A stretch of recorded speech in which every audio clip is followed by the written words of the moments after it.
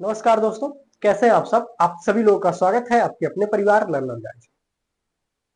जैसा कि आप सभी लोग जानते हैं, हम लोग भारतीय संविधान एवं राज्य व्यवस्था के अंतर्गत अभी तक मुख्य रूप से 3 टॉपिक, जिसके अंतर्गत हम लोगों ने संविधान सभा का अध्ययन किया, दूसरा हमने देखा प्रस्तावना, तीसरा हम लोगों ने कवर किया है भारतीय संविधान का भाग 1, जिसमें संघ और उसके राज्य क्षेत्र की बात की गई है। इसी के अंतर्गत मुख्य रूप से 4 आर्टिकल आते हैं। अगला हमारा टॉपिक होगा भारतीय संविधान के भाग 2 के अंतर्गत नागरिकता। उसके बाद मूल अधिकार आपका आ जाएगा, नीति निर्देशक तत्व, फिर मौलिक कर्तव्य का अध्ययन करेंगे। बात करें तो हम लोगों ने एक सिद्धांत रखा है कि किसी भी टॉपिक का हम सबसे पहले अध्ययन करते हैं उस संपूर्ण टॉपिक का थ्योरी के रूप में। उसके बाद उससे रिलेटेड प्रीवियस ईयर एग्जाम में जो क्वेश्चन पूछे गए हैं उस टॉपिक से उनको कवर करते हैं। तो अभी तक हम लोगों ने भारतीय संविधान के अंतर्गत संविधान सभा, प्रस्तावना, इन दोनों टॉपिक का अध्ययन किया और इनसे रिलेटेड प्रीवियस ईयर क्वेश्चन का भी अध्ययन कर लिया। आज की जो हमारी क्लास है वो तीसरी क्लास, जिसमें संविधान के भाग 1 के अंतर्गत संघ एवं उसका राज्य क्षेत्र की जो है उसकी थ्योरी हम लोगों ने कंप्लीट कर लिया है। इस थ्योरी के अंतर्गत हम लोग भारतीय संविधान के भाग 1 से संबंधित जितने भी क्वेश्चन प्रीवियस ईयर एग्जाम में अभी तक पूछे गए हैं उन सारे क्वेश्चन को हम लोग कवर कर लेते हैं। बात करें भारतीय संविधान के भाग 1 का नाम क्या है अगर, तो उसका नाम है संघ और उसके राज्य क्षेत्र। संघ और उसके राज्य क्षेत्र। अब हम क्वेश्चन देखते हैं। पहला आपका क्वेश्चन हो जाएगा, भारत एक है तो भारत क्या है, तो राज्यों का संघ है। और ये किसमें बात की गई है, तो बात की गई है भारतीय संविधान के भाग 1 में बात की गई है। भारत क्या है, तो भारत राज्यों का संघ है। और ये किसमें बात की गई है, तो भारतीय संविधान के भाग 1 के अनुच्छेद 1 में।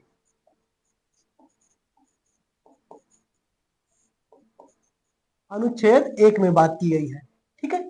और भारतीय संविधान के भाग 1 के अंतर्गत कितने अनुच्छेद आते हैं, तो टोटल 4 अनुच्छेद आते हैं, अनुच्छेद 1 से लेके 4।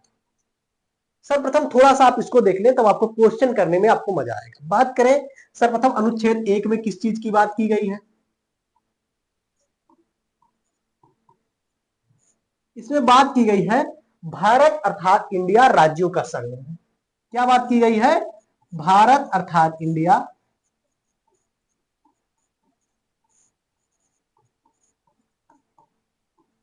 भारत अर्थात इंडिया क्या है, तो राज्यों का संघ है। राज्यों का संघ है। और यही क्वेश्चन आपसे पूछ लिया, भारत एक क्या है, तो राज्यों का संघ। ये आपका जो मिला यही आपका इसका उत्तर हो जाएगा। क्या है, तो राज्यों का संघ हो जाएगा। इसमें भारत अर्थात इंडिया जो है वो क्या है, तो देश का नाम है। देश का क्या है, तो नाम है। और राज्यों का संघ जो ये दिया है ये क्या है, तो शासन प्रणाली है। संघ क्या है, शासन प्रणाली है। और ये संघ जो बात की गई है, इस संघ को कहां से लिया गया है, तो ये कनाडा के संविधान से प्रेरित है। कहां से, तो कनाडा के संविधान से प्रेरित है, ठीक है। दूसरी बात करें अनुच्छेद 2। अनुच्छेद 2 में बात की गई है राज्यों की प्रवेश व स्थापना की।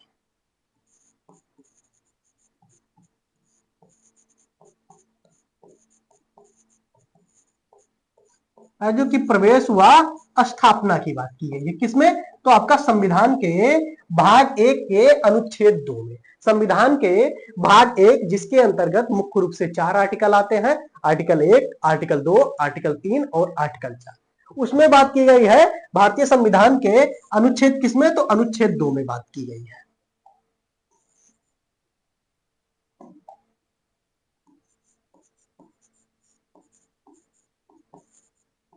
अनुच्छेद 2 में बात की गई है।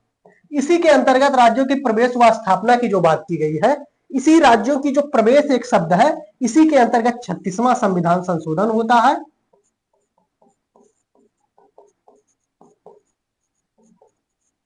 36वां संविधान संशोधन होता है। और कब होता है, तो 1975 में। और इसमें क्या होता है 36वें संविधान संशोधन 1975 के तहत, तो सिक्किम अभी तक क्या था 1975 के पूर्व,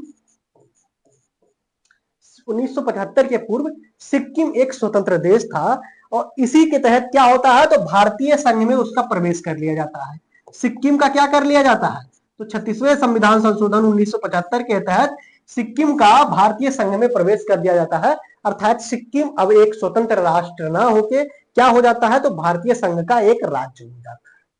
तीसरा अगर बात करें तो अनुच्छेद 3, इसको जब आप कवर कर लेंगे ये सारे अनुच्छेद 1, 2, 3, 4, तो आपको ये क्वेश्चन करने में आपको और आसानी हो जाएगा। ये आपका रिवीजन क्लास। अगर आप इसका सारी थ्योरी, ठीक है, इससे रिलेटेड तथ्य, राज्य पुनर्गठन अधिनियम, राज्य पुनर्गठन आयोग, जेबीपी समिति, पट्टाभी सीतामढ़ी जिसके सदस्य थे, उसके साथ साथ आपका बात करें फजल अली समिति, सारी तथ्यों का अध्ययन करना है तो इससे पूर्व आपको एक क्लास मिलेगी आपकी भारतीय संविधान के अंतर्गत भाग 1 जिसमें संघ और उसके राज्य क्षेत्र, और भाग 2 जिसमें नागरिकता की बात की गई, वो क्लास मिलेगी। वो अगर आप देख लेंगे तो उससे आपको ये सारे तथ्यों को देखने की जरूरत, ये सारे तथ्य आपको पहले से मालूम होगा।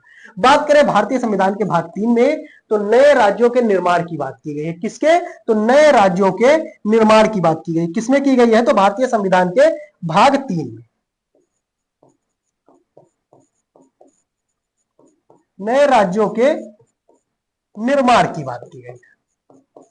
और इसी में बात की गई है कि नए राज्यों के क्षेत्र को घटाना, क्षेत्र को बढ़ाना, दूसरी अगर बात करें तो सीमा में परिवर्तन करना और नामों में परिवर्तन करने की बात किसकी की गई है, तो भारतीय संविधान के भाग अनुच्छेद 3 में, और भाग कौन सा, तो भाग 1 में। उसके बाद आपका अनुच्छेद 4 आता है। अनुच्छेद आपका 4 आता है जिसमें बात की गई है कि अनुच्छेद 2 और 3 के तहत जो संशोधन या परिवर्तन करने की शक्ति है वो किसको प्रदान की गई है, तो संसद को प्रदान की गई है। दूसरी क्या बात की गई है आर्टिकल 4 में कि संसद इन संशोधनों या परिवर्तनों को कैसे करेगा, तो ये साधारण बहुमत से करेगा, अर्थात इसे 368 के तहत संविधान संशोधन नहीं माना। अब आप सोचेंगे 368 भारतीय संविधान के अनुच्छेद 368 में संविधान संशोधन का प्रावधान किया गया है और इसमें बात की गई है आर्टिकल 4 में कि अनुच्छेद 2 और 3 में अगर परिवर्तन करना होगा तो यह संविधान संशोधन के तहत नहीं होगा क्योंकि यह साधारण बहुमत से होता है, ठीक है। जबकि अनुच्छेद 368 में साधारण संशोधन की जो प्रक्रिया दी गई है उसमें साधारण बहुमत से संशोधन की बात नहीं की। तीसरी अगर हम बात करें अनुच्छेद 4 में क्या की गई है, अनुच्छेद 4 में की गई है कि संसद, अनुच्छेद 2 और 3 में संसद को तो परिवर्तन करने की शक्ति है किंतु यह शक्ति कब होगी, भारतीय राष्ट्रपति की पूर्व अनुमति से। भारतीय राष्ट्रपति की पूर्व अनुमति के बाद संसद इनमें संशोधन कर सकती है। अर्थात संसद आर्टिकल 2 और 3 के तहत कोई भी प्रावधान लाने से पहले, कोई भी विधेयक लाने से पहले राष्ट्रपति की पूर्व मंजूरी आवश्यक है। तो ये था भारतीय संविधान के 4 अनुच्छेद। अब इससे रिलेटेड क्वेश्चन देखते हैं। सर्वप्रथम बात करें अगर तो भारतीय संविधान, भारत क्या है, तो भारत एक राज्यों का संघ है जिसकी बात की गई है भारतीय संविधान की किसमें, तो अनुच्छेद 1 में की गई है। नेक्स्ट क्वेश्चन हम देखेंगे, भारतीय संविधान के अनुच्छेद 1 में यह घोषणा की गई है कि इंडिया अर्थात भारत क्या है, तो इंडिया अर्थात भारत राज्यों का संघ है। देखिए उसको आपने देखा सारे आर्टिकल, उसके बाद आपको ये बहुत ही आसान लगने लगेगा, ठीक है। प्रीवियस ईयर क्वेश्चन सारे हैं, पीसीएस तक के क्वेश्चन है, ये UP PCS, lower PCS, RO ARO, one day exam, सारे क्वेश्चन इसमें शामिल है। भारत का संविधान भारत को कैसे वर्णित करता है, तो बात करें भारत का संविधान भारत को कैसे वर्णित करता है, तो कैसे वर्णित करता है इसमें, तो राज्यों के संघ के रूप में वर्णित करता है और इसका प्रावधान किसमें है, तो आपका आर्टिकल 1 अनुच्छेद 1 में प्रावधान किया गया है कि भारत का संविधान भारत कैसे होगा, तो भारत राज्यों का संघ होगा। इसी राज्यों के संघ के अंतर्गत की बात की गई है। एक तथ्य दे दिया गया था पीसीएस एग्जाम में, यूपी पीसीएस के एग्जाम में, कि भारत क्या है, तो भारत विनाशी राज्यों का अविनाशी संघ है। विनाशी राज्यों का अविनाशी संघ है, ये थ्योरी पूछ लिया था, एक प्रॉपर कथन के रूप में पूछ लिया था, या अविनाशी राज्यों का विनाशी संघ है, विनाशी राज्यों का अविनाशी संघ है, ऐसे करके पूछ लिया था, ठीक है। तो जब आप इससे पूर्व वाली क्लास देखेंगे उसमें आपको यह आइडिया लग जाएगा। अगला हम देखेंगे, आंध्र प्रदेश एक भाषाई राज्य के रूप में गठित किया गया। आंध्र प्रदेश का भाषाई राज्य के रूप में गठन कब किया गया है, तो आप सभी लोग बताइएगा, 1953 में किया गया। कब किया गया, तो 1953 में किया गया है। नेक्स्ट हम देखेंगे, 1953 में गठन किया गया है और इसके बाद आपको क्या होता है, 1956 में ही सर्वप्रथम राज्य पुनर्गठन अधिनियम पारित होता है। इसकी भी आपको अभी मिल जाएगा। भारतीय संघ में किसी राज्य को सम्मिलित करने का अधिकार किसे है, देखिए भारतीय संघ में किसी राज्य को सम्मिलित करने का अधिकार किसे है, तो किसे प्रदान किया गया, आर्टिकल 4 की बात हो रही है। और आर्टिकल 4 में किसे प्रदान किया गया है, तो संसद को प्रदान किया गया है। संसद करेगी किसके तहत, तो अनुच्छेद 4 के तहत करेगी। अनुच्छेद 4 के तहत करेगी। किसकी पूर्व अनुमति से करेगी, तो राष्ट्रपति की पूर्व अनुमति से।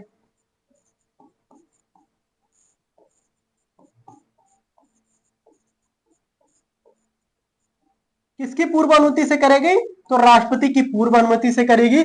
और कैसे करेगी, तो साधारण बहुमत से करेगी।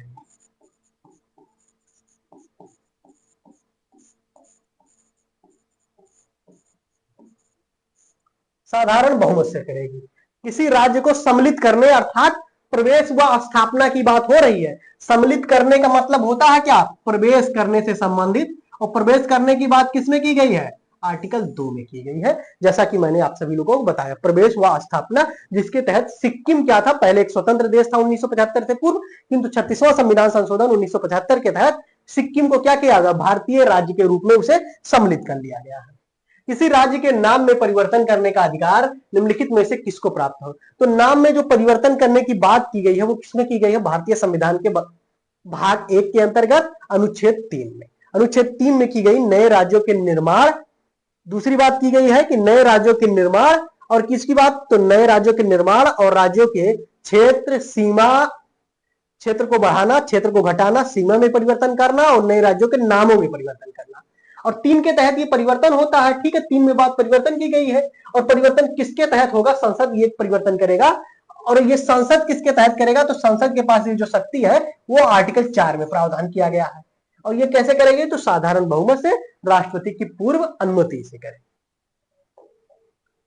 राज्यों में पुनर्गठन संबंधी विधेयक को संसद में प्रस्तुत करने से पूर्व किसकी सहमति प्राप्त करना आवश्यक है। मोस्ट इंपॉर्टेंट हो जाएगा।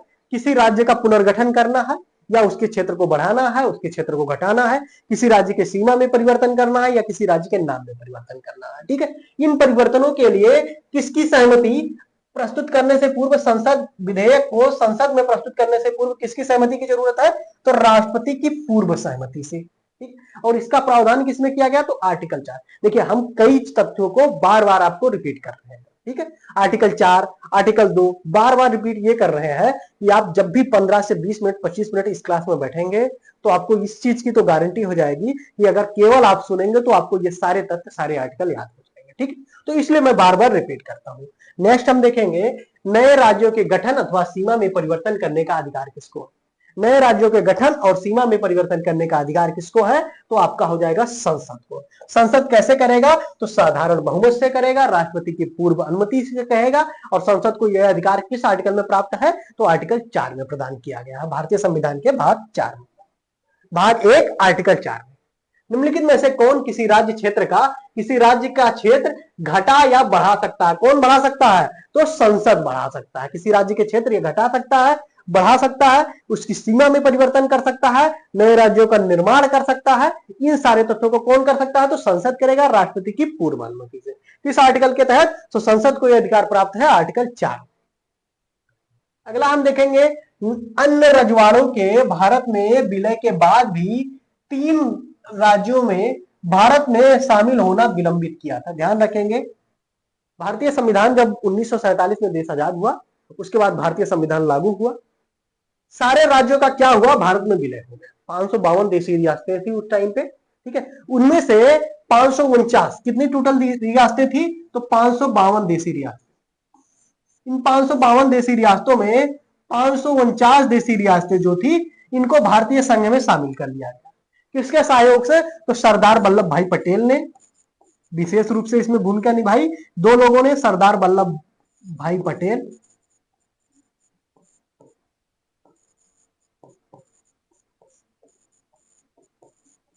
सरदार वल्लभ भाई पटेल, और दूसरा आपका हो जाएगा बीपी मेनन।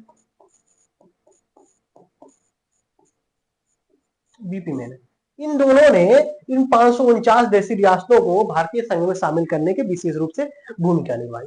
किंतु 3 देशी रियासत जो थी वो भारतीय संघ में शामिल होने को तैयार नहीं थी। कौन कौन सी वो थी, तो आपका जूनागढ़ हो जाएगा, हैदराबाद हो जाएगा और जम्मू कश्मीर हो जाएगा। कौन कौन? तो हैदराबाद, जूनागढ़ और जम्मू कश्मीर। अब ध्यान रखेंगे, इनसे रिलेटेड एक क्वेश्चन आपसे पूछा जाता है इन तीनों को बाद में भारतीय रियासत में शामिल किया गया, लेकिन कैसे शामिल किया गया? तो जूनागढ़ को शामिल किया गया जनमत संग्रह के द्वारा। क्वेश्चन पूछा गया कई बार।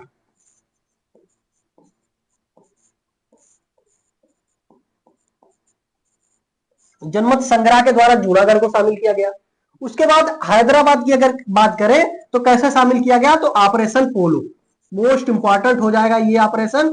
क्या नाम दिया गया? तो ऑपरेशन पोलो नाम दिया गया, ऑपरेशन पोलो।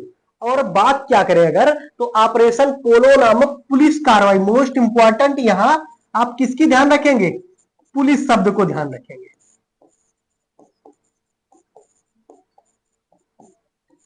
पुलिस कार्रवाई, ऑपरेशन पोलो नामक पुलिस कार्रवाई। कहीं कहीं आपको सैन्य कार्रवाई दे देगा, ठीक है, तो सैन्य कार्रवाई को ना चुनकर पुलिस कार्रवाई चुनिएगा। ध्यान रखेंगे, लोगों का क्या कहना है कि ये सैन्य कार्रवाई हुई थी, किंतु एक समझौते के तहत भारत इन तीनों राज्यों में सैन्य कार्रवाई नहीं कर सकता था। हुई थी सैन्य कार्रवाई, किंतु नाम दिया गया था किसको? तो पुलिस कार्रवाई है, ठीक है। तो ये आपके इसमें विवादित तथ्य है। कहीं कहीं लोगों द्वारा ये कहा जाता है कि हुई थी सैन्य कार्रवाई, लेकिन नाम दिया गया पुलिस कार्रवाई।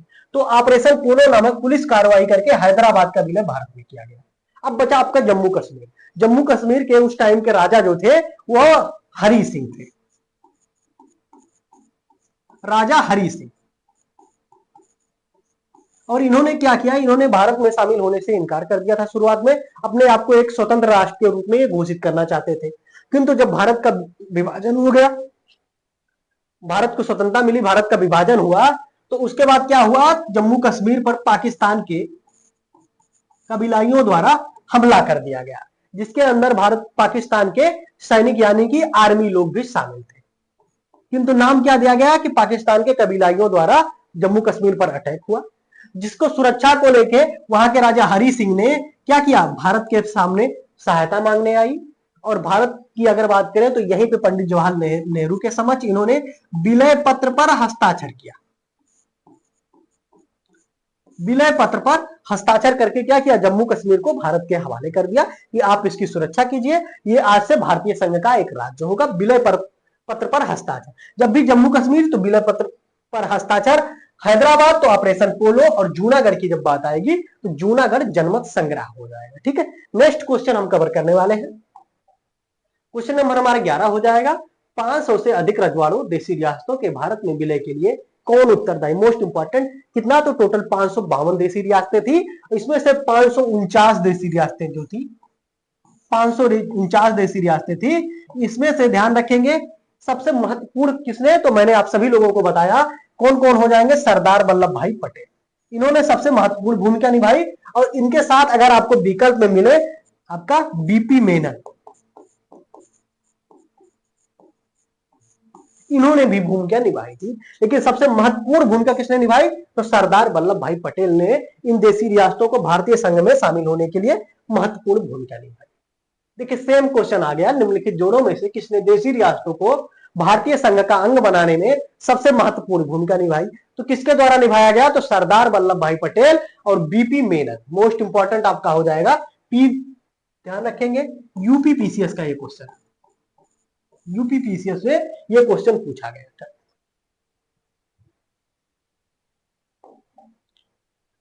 मूल संविधान में राज्यों को कितने वर्गों में बांटा गया? ध्यान रखेंगे जब मूल संविधान 26 नवंबर 1949 को संविधान लागू हुआ, 26 नवंबर 1949 को संविधान क्या हुआ? तो आंशिक रूप से लागू हो गया। लगभग संविधान के कितने? तो लगभग 15 आर्टिकल संविधान के लागू हुए उस टाइम पे, ठीक है। आंशिक रूप से लागू होने के बाद संविधान में हमारे कितने? तो 395 अनुच्छेद तो टोटल है, 12 अनुसूचियां हैं,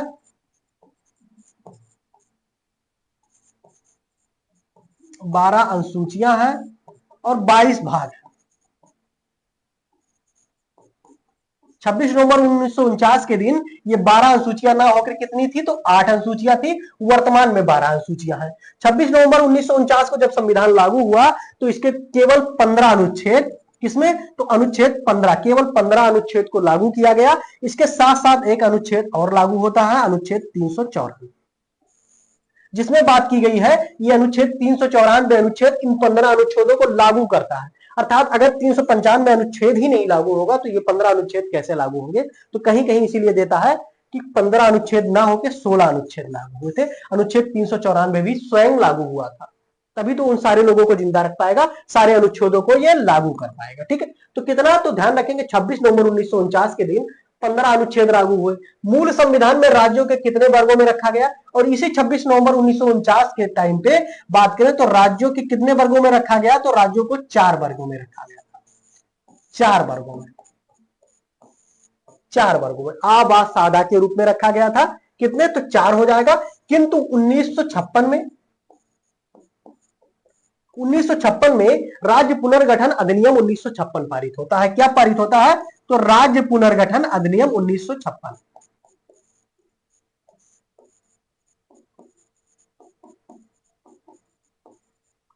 राज्य पुनर्गठन अधिनियम 1956। और इसमें क्या होती है? इसमें राज्यों के ये जो 4 वर्गों में बांटा गया था, इसको समाप्त करके 2 वर्गों में संघ और राज्य के रूप में डिवाइड कर दिया जाता है। ठीक है, वर्तमान में वही लागू है। और इन सारे को डिवाइड करके कितना है? तो 14 राज्य और 6 केंद्र शासित प्रदेश यानी कि यूटी, यूनियन टेरिटरी में डिवाइड कर दिया जाता। कब? तो 1956 में संशोधन करके। तो इसमें आपका हो गया मूल संविधान में राज्यों को कितने वर्गों में बांटा गया है? तो 4 वर्गों में। वर्तमान में अगर बात की जाए तो 2 वर्गों में। कौन सा? एक संघ और दूसरा राज्य के रूप में डिवाइड किया गया है। भारत संघ में कितने राज्य हैं? वर्तमान में अगर बात करें भारत में राज्यों की संख्या अगर बात करें तो वर्तमान में भारत में 28 राज्य और 8 केंद्र शासित प्रदेश। कितने? तो 8 केंद्र शासित प्रदेश है। सभी लोग ध्यान रखेंगे, 8 केंद्र शासित प्रदेश। पहले क्या था? पहले इससे पूर्व था 29 राज्य, 7 केंद्र शासित प्रदेश, 29 राज्य 7 केंद्र शासित प्रदेश था।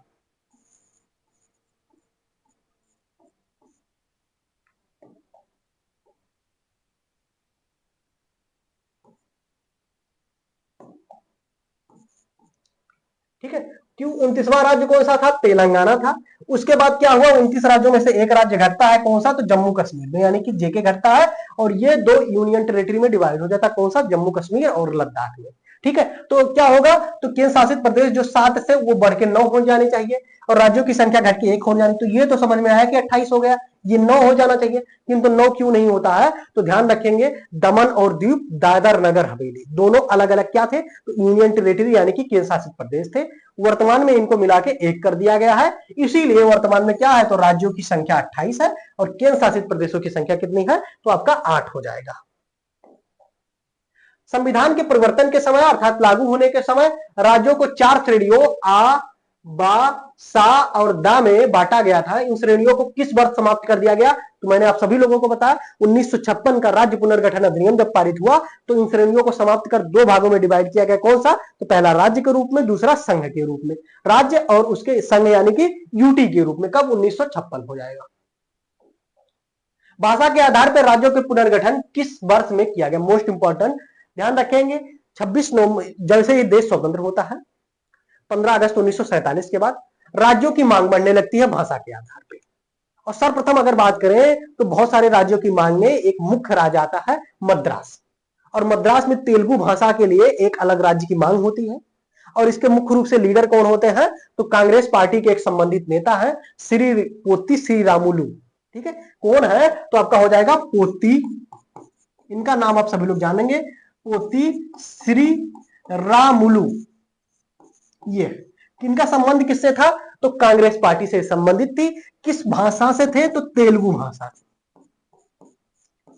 इन्होंने क्या किया? राज्यों के बाद कई सारे राज्यों में आंदोलन हुआ, किंतु इनमें विशेष नाम इनका है क्योंकि ये आपके एग्जाम के लिए इंपॉर्टेंट है। विशेष नाम इनका है। आंदोलन होते समय उसके बाद 1948 में क्या होता है? राज्य पुनर्गठन एक आयोग बनता है। ठीक है, राज्य पुनर्गठन एक समिति गठित होती है। जैसे बात करें जून 1948 में गठित होती है। उसके बाद आपका गठित होगा जेबीटी समिति गठित होगी, उसकी रिपोर्ट आएगी। उसमें कुछ काम नहीं बनेगा तो जेबीपी समिति गठित होगी, उसमें भी काम नहीं बनेगा तो ये आंदोलन और तीव्र हो जाएगा और 1953 मोस्ट इंपॉर्टेंट हो जाएगा। 1953 में क्या होता है तो ये आंदोलन करते करते इनकी मृत्यु हो जाती है, जिसके बाद राज्यों के पुनर्गठन के लिए एक राज्य पुनर्गठन आयोग 1953 में पारित होता है और सर्वप्रथम तेलुगु भाषा एक अलग, मद्रास से अलग एक तेलुगु भाषा के लिए एक नए राज्य की घोषणा की बात की जाती है, जिसका नाम क्या है तो आंध्र प्रदेश। आंध्र प्रदेश के गठन की बात की जाती है कब 1953 में, और मुख्य रूप से कब तो इनके मृत्यु के बाद पोत्ती श्रीरामुलु, इन्होंने आंध्र प्रदेश की मांग की थी तेलुगु भाषा के लिए अलग राज्य, इनकी मृत्यु के बाद क्या होता है एक नए राज्य का गठन हो जाता है। तो कब हो जाएगा भाषा के आधार पर राज्यों के पुनर्गठन किस वर्ष में किया गया था तो ध्यान रखेंगे 1953 में गठन करने की बात की गई थी। गठन कब किया गया था तो राज्य पुनर्गठन अधिनियम 1956 में किया गया। जब आपसे पूछा जाए कि आंध्र प्रदेश के गठन की बात कब की गई तो 1953, और किया कब गया तो 1956 में हो जाएगा। प्रथम भाषाई राज्य किसने बनाया था तो ध्यान रखेंगे प्रथम भाषाई राज्य किसे बनाया गया था तो आंध्र प्रदेश को। किससे डिवाइड होकर बना था तो मद्रास से बना था। मुख्य भूमिका कौन निभाया तो कांग्रेसी नेता एक थे पोत्ती श्री रामुलु। सर्वप्रथम भाषा के आधार पर आंध्र प्रदेश राज्य का गठन 1953 ईस्वी में हुआ। इसके पूर्व वहां एक आंदोलन हुआ था, इस आंदोलन में किसकी मृत्यु हो गई तो सभी लोग ध्यान रखेंगे पोत्ती श्री रामुलु। अभी मैंने आप सभी लोगों को बताया। मूल संविधान में राज्यों को 4 अलग अलग प्रवर्गों में समाप्त करने के लिए किसकी अध्यक्षता में राज्य पुनर्गठन आयोग का गठन किया गया। ध्यान रखेंगे 1953 में पोत्ती श्री रामुलु की मृत्यु होती है और उसी के बाद राज्य पुनर्गठन आयोग 1953 पारित होता है। यह क्या होता है तो राज्य पुनर्गठन आयोग।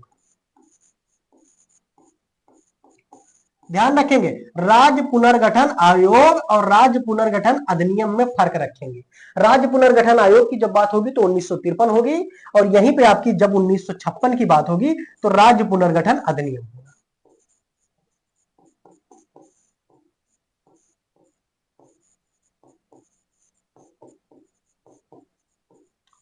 क्या होगा तो राज्य पुनर्गठन अधिनियम होगा।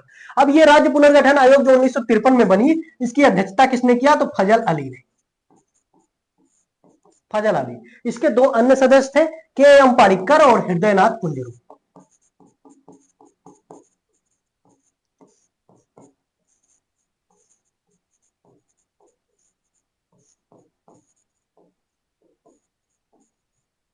के एम पारिक्कर और हृदयनाथ कुंजरू जो थे इसके सदस्य थे। ये भी आपसे एग्जाम में पूछा हुआ है, मोस्ट इंपॉर्टेंट हो जाएगा। ठीक है, इसको मैं अभी तो बता ही दे रहा हूं, इसका डिटेल में अध्ययन कहां पे आपको मिलेगा क्रम से तो आपका राज्य भारतीय संविधान के भाग 1 जो हमने पढ़ाया, भाग 1 के अंतर्गत संघ और उसका राज्य क्षेत्र, भाग 2 नागरिकता की जो हमने क्लास ली है उसमें इसका डिटेल में अध्ययन आपको मिलने वाला है। ठीक है, ये तो हम क्वेश्चन करवा रहे हैं तो इसमें थोड़ा थोड़ा आपको दे रहे हैं ताकि आपको आइडिया लग जाए। तो कौन सा हो जाएंगे तो फजल अली हो जाएगा। किसकी अध्यक्षता में गठन किया गया तो फजल अली की अध्यक्षता में किया गया 1953 में।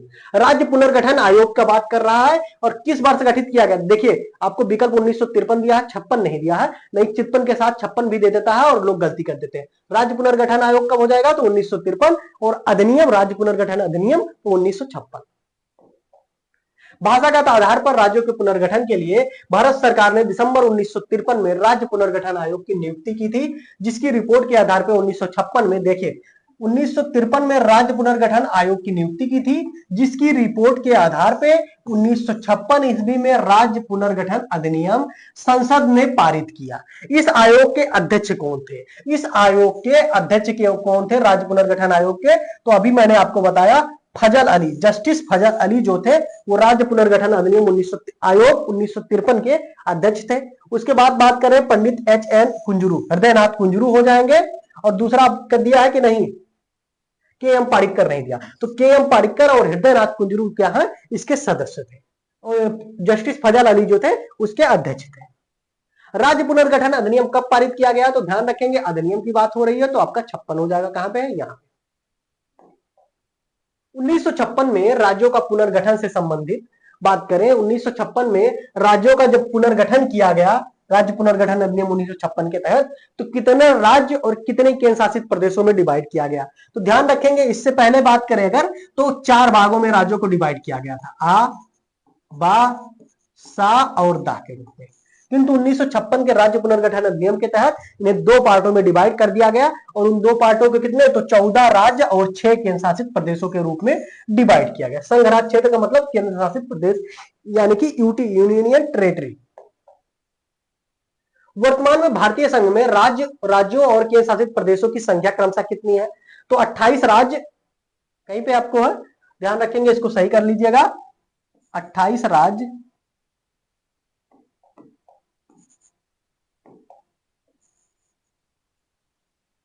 28 राज्य और 8 केंद्र शासित प्रदेश वर्तमान में है। कैसे है इसकी व्याख्या हम कर चुके हैं। भारतीय संविधान के बात करें, आर्टिकल क्वेश्चन नंबर 25 हो जाएगा। भारत में इस समय शामिल है कितने, तो 28 राज्य और 8 केंद्र शासित प्रदेश। 28 राज्य और 8 केंद्र शासित प्रदेश। प्रीवियस ईयर एग्जाम में उस टाइम पे 28 राज्य और 7 केंद्र शासित प्रदेश है, तब का क्वेश्चन है ये। वर्तमान की स्थिति कितनी है, तो 28 राज्य और 8 केंद्र शासित प्रदेश है। नेक्स्ट हम क्वेश्चन देखेंगे, निम्नलिखित में से क्या संघराज क्षेत्र नहीं है, इसमें से कौन सा संघराज क्षेत्र यानी कि यूनियन टेरिटरी नहीं है, तो नागालैंड आपका यूनियन टेरिटरी नहीं है। टोटल अगर बात करें, दादर नगर हवेली, दमन एवं दीप भी वर्तमान में इसी में शामिल है, पुदुचेरी हो जाएगा, लक्षद्वीप हो जाएगा, लद्दाख हो जाएगा, जम्मू कश्मीर हो जाएगा, अंडमान निकोबार हो जाएगा, ये सारे क्या है, तो आपका यूनियन टेरिटरी है।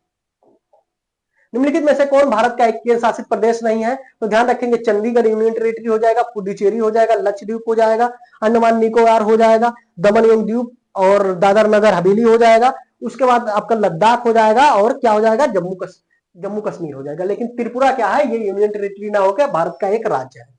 निम्नलिखित में से कौन केंद्र शासित प्रदेश नहीं है, तो आपका हो जाएगा कौन सा इसमें, तो मिजोरम। तो ये आपके थे भारतीय संविधान के भाग 1 के अंतर्गत जो प्रीवियस ईयर एग्जाम में पूछे हुए क्वेश्चन। ये क्लास आप सभी लोगों को कैसी लगी कमेंट में जरूर बताइएगा, वीडियो को लाइक कीजिएगा, चैनल को सब्सक्राइब जरूर कीजिएगा। चलते हैं, सभी लोगों को धन्यवाद। बंद करो।